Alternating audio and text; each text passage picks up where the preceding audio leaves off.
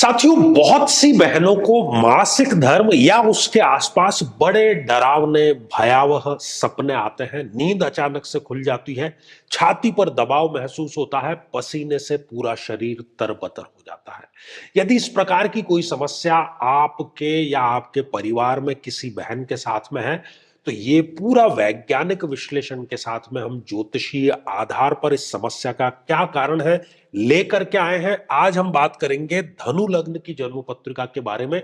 और यदि अभी तक आपने अपने स्वयं के लग्न से संबंधित एपिसोड नहीं देखा है, तो यहां आई बटन में हमने आपको उसका लिंक प्रोवाइड करा दिया है। जाकर के आप कारण समझें और उसका निदान भी करें। और सबसे बड़ी बात कि जब भी आप एपिसोड देखते हैं तो अपनी कुंडली अपने समक्ष खोल करके रखें, ताकि आपको कारण जो है वो आसानी से समझ में आ जाए। तो मेरे बहुत ही प्रिय और बेहद सम्मानित साथियों, हृदय की असीम गहराइयों से अभिनंदन, बहुत बहुत हार्दिक स्वागत है। साथियों, चंद्रमा का और स्त्री का बड़ा गहरा संबंध है।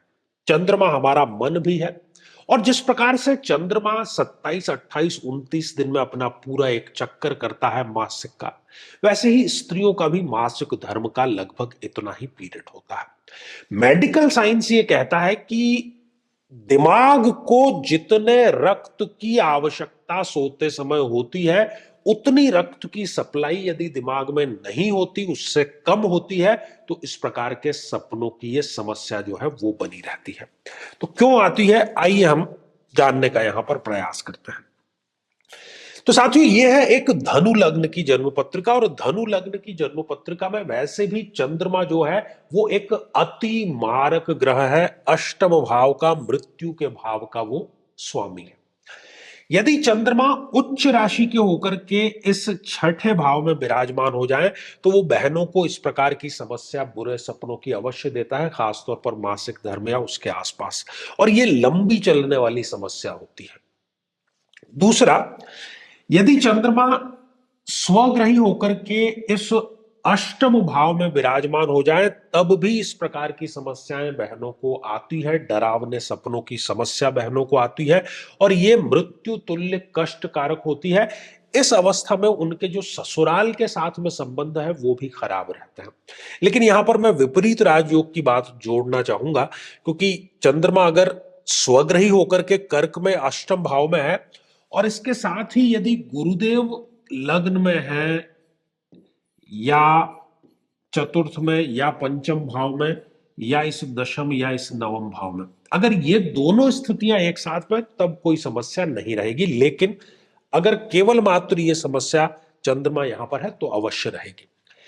यदि चंद्रमा नीच राशि के होकर के और इस द्वादश भाव में विराजमान हो जाए, तब भी इस प्रकार की समस्या ये बहनों को अवश्य दे देता है। और इनका जो डॉक्टर के प्रति खर्चा है, दवाइयों के प्रति खर्चा है, हॉस्पिटल के प्रति खर्चा है, वो सदैव इनका बना ही रहता है। बहुत ही इमोशनल, सेंटिमेंटल और भावुक किस्म के ये इंसान होते हैं। इसके अलावा आप देखिए कि चंद्रमा किसी पाप ग्रह के साथ में युक्त है क्या।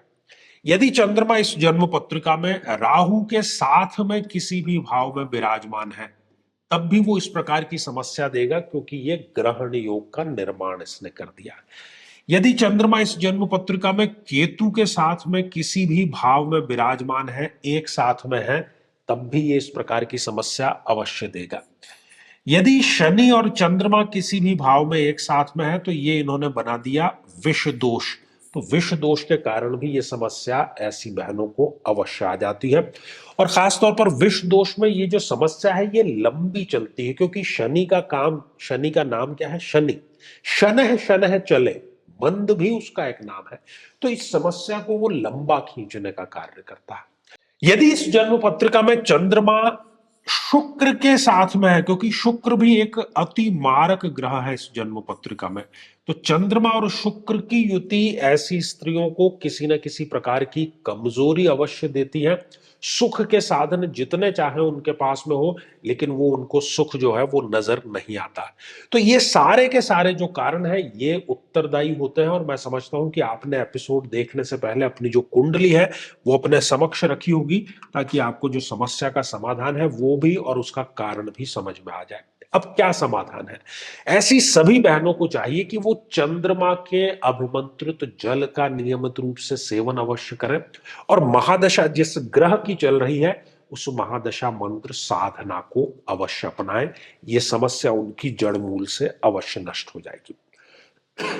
तो साथियों, अब समय है आज के हमारे कमेंट को शामिल करने का। और आज का जो कमेंट है ये क्यूटी क्यूटी इस आईडी से आया है और आपने पूछा है कि क्या तांबे या पीतल का लोटा या ग्लास यूज कर सकते हैं। देखिए क्यूटी क्यूटी जी, जो भी आपका असली नाम है, और ये कमेंट शामिल करने का हमारा उद्देश्य यही है कि जिस उपाय की ये बात कर रहे हैं गर्भवती होने के लिए, वो हजारों लोगों को लाभ पहुंचा चुका है, निसंतानता के दंश से मुक्ति दिला चुका है। तो उपाय में यदि कोई गड़बड़ होती है तो फिर रिजल्ट में भी गड़बड़ होती है। तो तांबे या पीतल का इस्तेमाल नहीं करना है, आप स्टील के पात्र का इस्तेमाल जरूर करिए। साथियों, यदि आप भी चाहते हैं कि आपकी कुंडली का सूक्ष्म विश्लेषण हो, समस्या का समाधान हो, तो आगामी समय में मैं स्वयं इन शहरों में उपस्थित रहूंगा। आप समय लेकर के मिल सकते हैं या फिर टेलीफोनिक या वीडियो कॉल के माध्यम से भी आप जुड़ सकते हैं। और यदि आप अपने किसी एक प्रश्न का निःशुल्क मार्गदर्शन चाहते हैं तो हमारे आचार्य चंद्रकांत चैनल पर प्रति शनिवार दोपहर 3 बजे हम निःशुल्क मार्गदर्शन का कार्यक्रम लाइव के माध्यम से लेकर के आते हैं। उसमें शामिल होने के लिए आप हमारे इस वीडियो को हाइप करके और उसका जो स्क्रीनशॉट है वो दिए गए व्हाट्सएप नंबर पर जरूर भेजें। तो आज के लिए केवल इतना ही, और इसी मंगल कामना के साथ में कि आप सभी स्वस्थ, समृद्ध और शांतिपूर्वक जीवन व्यतीत करें। नमस्कार। साथियों, कई वर्षों के जन्म पत्र का अध्ययन और लाखों कुंडलियों के अध्ययन के बाद हम ये कह सकते हैं कि यदि किसी की जन्म पत्रिका में मंगल पीड़ित है तो उसको इस ग्रह की महादशा में इन 9 लक्षणों का, इन 9 कष्टों का, पीड़ाओं का अवश्य सामना करना पड़ता है। शत्रु बाधा, अपने ही भाइयों से पीड़ा, साहस की कमी, बार बार दुर्घटनाएं होना, व्यक्ति का अत्यधिक क्रोधित होना, रक्त अर्थात ब्लड में किसी न किसी प्रकार का विकार होना, किसी बीमारी में ऑपरेशन तक की नौबत आ जाना, या किसी बीमारी का बढ़ करके कैंसर का रूप धारण कर लेना, और बड़ी चीज कि शादी योग्य उम्र होते हुए भी व्यक्ति का विवाह ठीक समय पर संपन्न नहीं हो पाता।